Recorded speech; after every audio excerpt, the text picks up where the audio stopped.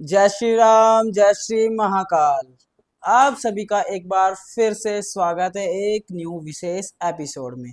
आज फिर से हम लोग एक तर्क पे तर्क वाली बातों पर आ चुके हैं, यानी कि आप लोगों ने पिछली वीडियो देख ही ली होगी, जो कि मैंने एक हाजिरी चौकी वालों पे ही बनाई थी, जो कि माता आना वाली चीज़ें करते हैं।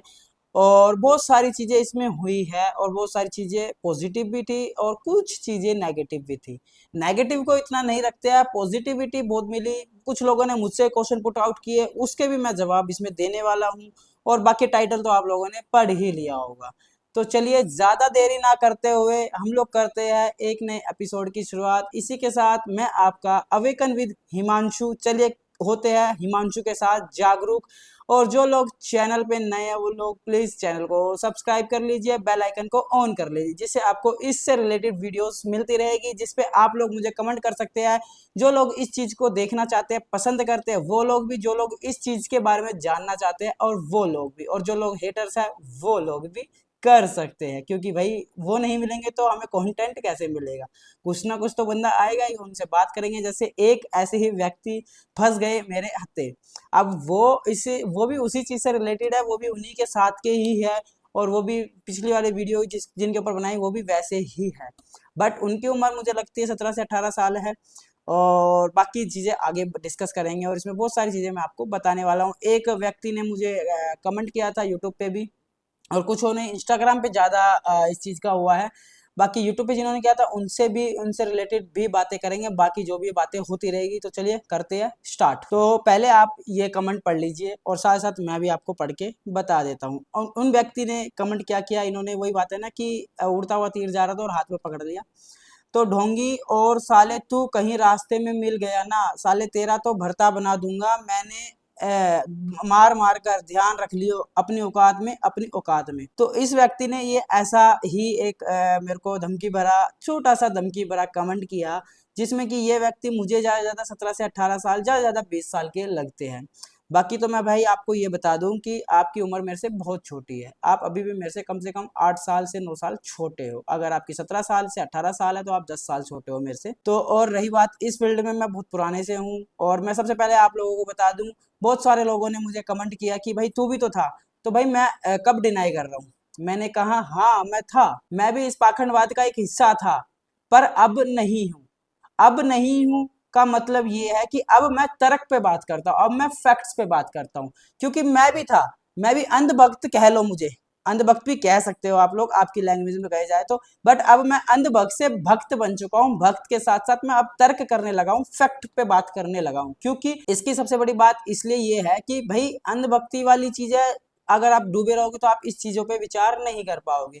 क्योंकि हर एक व्यक्ति के मन में रहता है कि ये कार्य कैसे करता है। क्योंकि इसके बारे में मैंने अभी तक जिन जिन लोगों से बात की है, कल ही एक भाई से बात हुई थी, वो भी कह रहे थे मैं भी रिसर्च ही कर रहा हूँ, बट उनको भी इस चीज के बारे में कोई पुख्ता सबूत नहीं मिला है। वो भी सिर्फ यही कहते हैं कि एक शक्ति आती है, शक्ति आती है, शक्ति पुंज होता है, शक्ति पुंज होता है। बट उसने भी डिनाई किया और साथ ही साथ तुम्हारे भाई ने भी उस चीज को डिनाई कर दिया। तो भाई इसको भाई को जवाब देते, थोड़ा सा ज्यादा बड़ा ना करते। तो मैंने इसको भरा, मैंने कहा फिर भाई आजा, कमेंट पढ़ लेना। तो भैया आप आ जाओ मेरे साथ, लाइव स्ट्रीमिंग में जुड़ जाते हैं और आप और मैं दोनों बात करते हैं। सेटअप सारा मेरा होगा, चैनल मेरा होगा। अगर आपने मेरे 10 में से 8 भी सवालों का जवाब दे दिया, मैंने आपके लिए 6 सवाल रख दिए, 4 सवाल और काट दिया, आपने 10 में से 6 सवाल भी दे दिए, तो जितनी भी पुरानी वीडियोस है जिसके ऊपर मैंने ये बनाई है, वो मैं बिल्कुल की बिल्कुल क्लीन कर दूंगा, उसको हटा दूंगा अपने यूट्यूब से, सीधा डिलीट मार दूंगा, मैं रखूंगा ही नहीं। बट उसके बाद भाई ने मुझे और कमेंट किए। अब उसके बाद भाई की पहले आईडी देख लो, ये भाई की आईडी है, ठीक है। इसमें सबसे पहले तो भाई एक डरावनी सी फोटो लगी हुई है सेकंड नंबर पे, जो पिन कर रखी है। भाई विकराल रूप में धरा भाई, कतई विकराल रूप धारण कर रखा भाई ने। तो उसके बाद क्या हुआ कि ये सारे कमेंट्स होने के बाद मैंने इनको एक कमेंट किया कि भाई मैंने इसका कमेंट का एसेस ले लिया है, अब अगली वीडियो तेरे पे ही बनेगी। देन इसी क्षण थोड़ी देर बाद मैं रिफ्रेश करता हूँ और ये व्यक्ति अपने सारे कमेंट डिलीट करके भाग गया। देन ये फिर एक कमेंट करता है थोड़ी देर बाद कि गुरु भाइयों, जो भी जय माता दी, ये लड़का हिमांशु है, ये जहां भी मिले इसको पकड़ो और इसको मारो, रास्ते में मिलेगा और मारो इसको। मतलब ये खुद से इसका नहीं हो पाया, इसने मेरी जो बात का जवाब है, मैंने इससे ही पूछा कि भाई आप मुझे जवाब दे दो कि आपने क्या पता है कि कैसे आती है शक्तियां। ये सारी बात हुई। इसके बाद इसने ये वाला मैसेज भी उड़ा दिया। देन मैंने इसको बहुत बड़ा बड़ा कहा कि भाई फर्क नहीं पड़ता मुझे कौन क्या कह रहा है, ठीक है तू क्या है। और उसके बाद इनका एक कमेंट और आता है कि भाई ठीक है चल, मैंने इसके बाद का रिप्लाई जो ये कमेंट, इससे पहले कमेंट आता है कि भाई ठीक है जा तू भी रोटी कमा ले। तो मैंने इसको फिर एक कमेंट, बड़ा सा कमेंट लिखा कि भाई तू कौन होता है मुझे रोटी देने वाला, मैं कंटेंट बना रहा हूँ, मैं सिर्फ तर्क पे बात कर रहा हूँ, आप तर्क का जवाब दीजिए मुझे। और दूसरी बात, तू खुद जिस तरीके से खाना अपना पेट पाल रहा है, तो मुझे रोटी कमाने के लिए देगा? तू खुद ढोंग करके पेट पाल रहा है, तू खुद पाखंड करके पेट पाल रहा है। मैं तो कहूंगा पाखंड, क्योंकि आपने मेरी बात का जवाब ही नहीं दिया है। क्योंकि मैंने जो सवाल उस वीडियो में पूछा था वही सवाल मैं आपसे पूछ रहा हूँ कि भाई मुझे आप बता दो कि कैसे ये शक्तियां काम करती है, कैसे हाजिरी आती है, कैसे शरीर खेलता है, ये सारी चीजें प्रक्रिया क्या होती है आप मुझे बता दो। बट व्यक्ति ने उसी टाइम क्षण, क्योंकि पता ही नहीं है ना भाई, तो अगर पता ही नहीं है तो आप इसको क्या कहोगे? जिस चीज के बारे में पता ही नहीं है तो भाई आप उसके ऊपर बहस नहीं कर सकते। मुझे पता है मैं क्या कर रहा हूँ, इसलिए ही मैं आप लोगों से बहस कर रहा हूँ, बस इतना ही है। बाकी बहुत सारे कमेंट थे भाई को, अब इसकी थोड़ी सी वीडियोस फिर मैंने इसके बारे में शान बंद करी और इसकी वीडियोस देखी। देन भाई की पहले वीडियो आप लोग देख सकते हैं, ये देखो। और भाई ने इसमें टाइटल डाल रखा था माँ ने धरा विकराल रूप। भाई सबसे पहले ज्यादा तो विकराल तो खुद ही दिख रहा है। पहली बात तो ये, अगर तूने विकराल रूप धरा है और अगर माँ ने विकराल रूप धरा था तो वो राक्षसों का वध करने के लिए विकराल रूप धरा था, वो सिर्फ उसी टाइम पीरियड के लिए रखा गया था। देन माँ ने नॉर्मल रूप में आ गई थी, जिसे हम लोग माँ पार्वती का रूप कहते हैं, ठीक है। उसके बाद माँ फिर दोबारा विकराल रूप में नहीं आई। अब कलयुग में माँ बार बार विकराल रूप में आ रही, वो भी इनके पास, मतलब इनके शरीर में आकर ये कह रहे हैं कि माँ विकराल रूप में आई। भाई किसको पागल बना रहा है तू? अगर विकराल रूप में आई है तो भाई चल मैं तेरे को लेके चलता हूँ सीधा पाकिस्तान बॉर्डर पे, या हिंदुस्तान के अंदर ही बहुत सारे ऐसे लोग हैं, उनके ऊपर क्यों नहीं तुम ये कर रहे? चलो ये तो बहुत बड़ी बात होगी, इसके ऊपर क्या ही मैं तुझे बोलूँ। अब तू मुझे बोलेगा ऐसा है वैसा है, बस रहने दियो। अगर अब जवाब देगा तो इससे और बढ़िया गंदी वाली रोस्टिंग मारूंगा, फिर मैं रोस्ट वीडियो बनाऊंगा तेरे ऊपर, साफ सी बात ये है।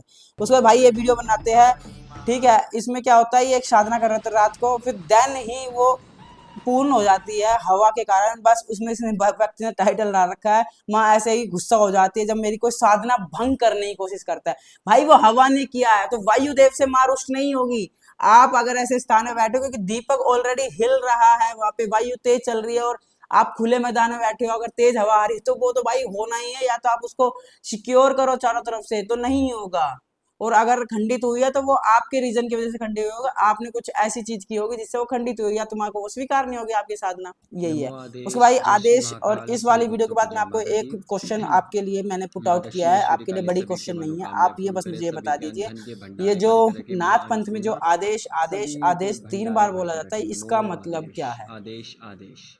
ठीक है, सिर्फ ये अवगढ़ तीन राज्य के चरणों में ये कोटि क्वेश्चन है कोटि फर्स्ट प्रणाम वाला, मेरे 3 बार बारंबार। आदेश क्यों बोला जाता है और और आप आदेश सभी संगत पर्टिकुलर और क्या सभी है? शिष्यों को, ठीक है, इसके खैर बारे में आप ये मुझे तो जवाब दे वीडियो जो मैं देना, बना रहा अगर हूँ दे इस सको तो देन भाई कोई फायदा नहीं है, फिर आप मेरे से बहस मत करो। अगर आप इसका जवाब नहीं दे पाओगे आप शांत बैठ जाओ।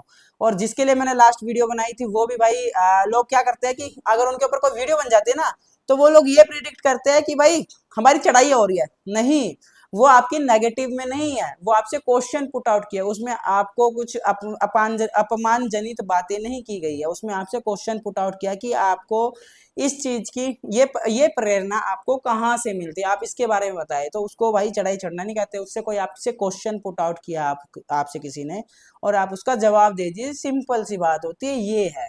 ठीक है, कंट्रोवर्सी नहीं क्रिएट होती किसी भी प्रकार की। अगर मैंने तो क्वेश्चन किया है, बाकी आपकी इच्छा है। उसके बाद भाई संकट काट रहे हैं दबा के, ओए होए होए, वाह जी वाह। अब संकट, मैं इनसे दूसरा क्वेश्चन पूछ लूं, मेनली संकट क्या होता है, हम संकट किसे कहते हैं, आप ये भी जवाब देना। दूसरा क्वेश्चन आपके लिए ये है कि संकट क्या होता है, संकट हम बेसिकली किसे कहते हैं, क्योंकि हर एक शब्द का अलग अलग जगहों पे अलग अलग महत्व होता है।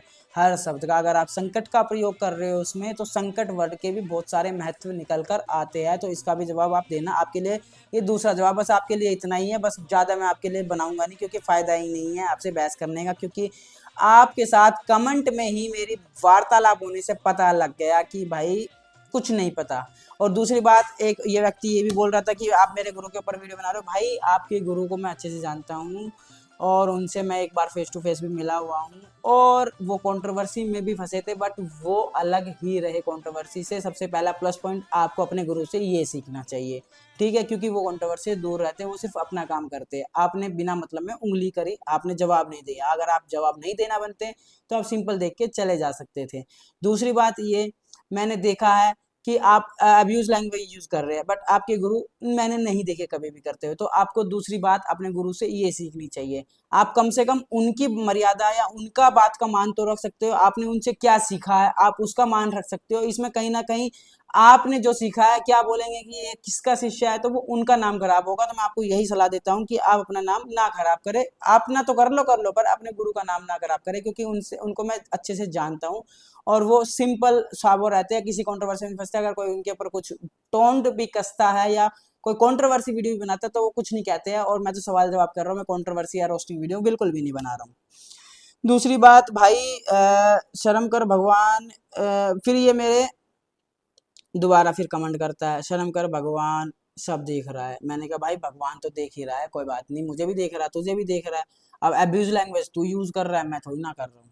भगवान तुझे भी देख रहा है, मुझे भी देख रहा है। अब मैंने तो कुछ कहा ही नहीं तेरे को। और एक बात और मैं समझा दूं कि भाई मैं इसी फील्ड से आया हूँ और इसी फील्ड का मैं अच्छे खासे से जान कर आया हूँ। तो मुझे हर चीज के बारे में पता है, कौन सी चीजें कैसे कार्य करती है, ये पूछा देना ये कैसे कार्य करता है, ये सारी चीजें क्या है, कौन किस तरीके से किस तरीके का काम करता है। तो मेरे से बहस करने से पहले सोच के आइयो, अच्छे से पढ़ के आइयो। और अगर तेरे ऊपर वीडियो बनाई है मैंने, तो भाई मैं साफ साफ कहता हूँ कि आप मेरे कमेंट सेशन में आने के बजाय आप मेरे साथ लाइव स्ट्रीमिंग पे जुड़िए। लाइव हम लोग बात करते हैं, कोलैबोरेशंस की लाइव चलती है, हम लोग दोनों मिलके बात करते हैं। शुक्रवार को हम लोग रखते हैं, मंगलवार को वीडियो आनी है, तो आपके पास 4 से 5 दिन का टाइम है। और रात को रखेंगे, शुक्रवार की रात को 9 बजे, तो आपके पास पूरे के पूरे 5 दिन है ये वीडियो आने के बाद। तो आप अपने आप को प्रिपेयर कर सकते हो और आप मेरे साथ जुड़ सकते हो, कनेक्ट होके हम दोनों आपस में प्यार से बात करेंगे। बाकी की चीजें प्यार से बात करोगे प्यार से करेंगे, नहीं करोगे तो भाई मार से भी बात कर सकते हैं, फिर हम रोस्टिंग से भी बात कर सकते हैं। ये भाई कमेंट में आता है, इसके बारे में विचार कर लेते हैं कि शरीर से अगर चेतना कभी नहीं जाती, वो मरने के बाद ही जाती है। और शरीर में हमेशा शक्ति का छोटा सा अंश आता है जो हमारी बॉडी में प्रवेश करता है।